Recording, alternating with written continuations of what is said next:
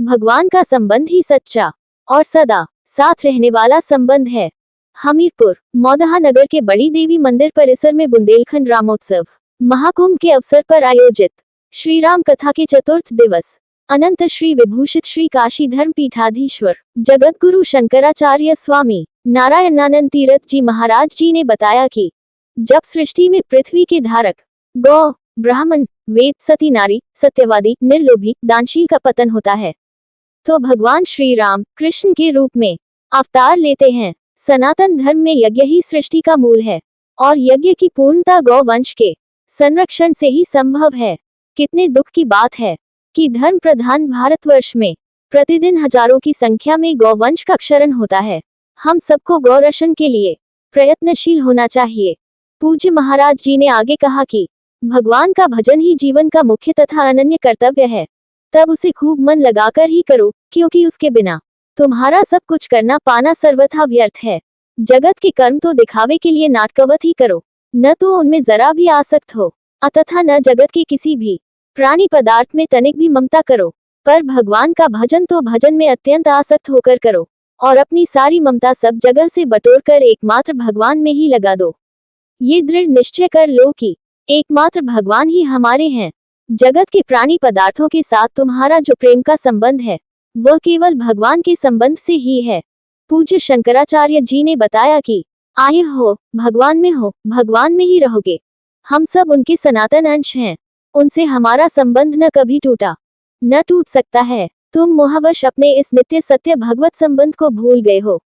इसी से भगवान को छोड़कर अनित्य और दुखदायक विषय भोगों की ओर दौड़ रहे हो और उनके संग्रह तथा उपभोग में ही जीवन की कृतार्थता मानते हो। इसी से बार बार तुम्हारा सच्चे सुख से सदा बिछोह रहता है और एक दुख से दूसरे दुख में जाते रहते हो, एक शरीर से दूसरे शरीर में जाते हो, अनवरत जन्म मृत्यु के चक्र में पड़े भटकते रहते हो। अपने स्वरूप को याद करो, भगवान के साथ अपने नित्य सत्य संबंध की स्मृति करो। विषयों का स्मरण छोड़कर भगवान का अनन्य और अखंड स्मरण करो। तुम्हें भगवान मिलेंगे। तुम सच्चे और अखंड परम सुख को प्राप्त कर सुख स्वरूप बन जाओगे और तुम्हारा मानव जीवन सच्चा मानव जीवन बनकर सफल हो जाएगा। तुम्हारे जन्म से जीवन से धरती धन्य होगी, विश्व पावन होगा।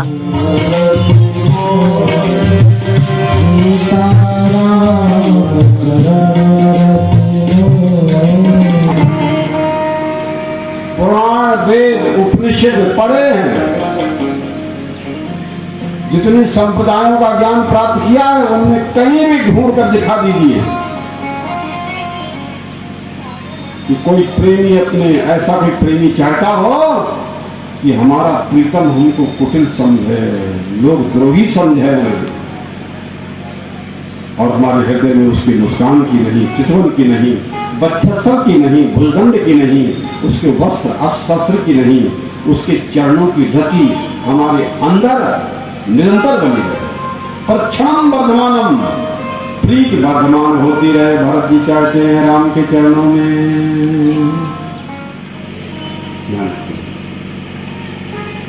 अविद्या की निवृत्ति हो जाती है।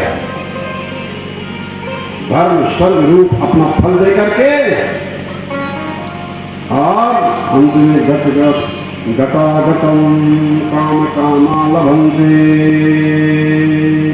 अंत में नष्ट हो जाता है। पर ये प्रेम जो है वो कहीं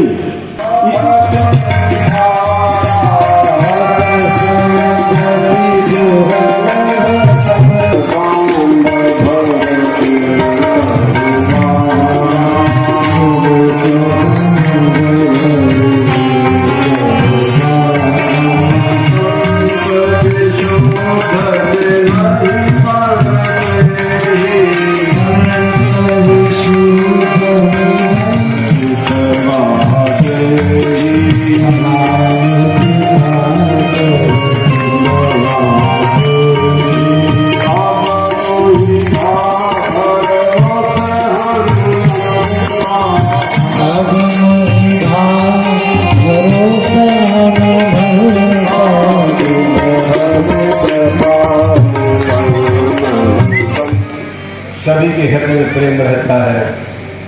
प्रेम शून्य दुनिया में कोई है ही।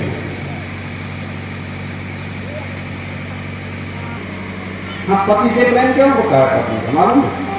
और पति का भी पत्नी से प्रेम क्यों होता है? अपने लिए।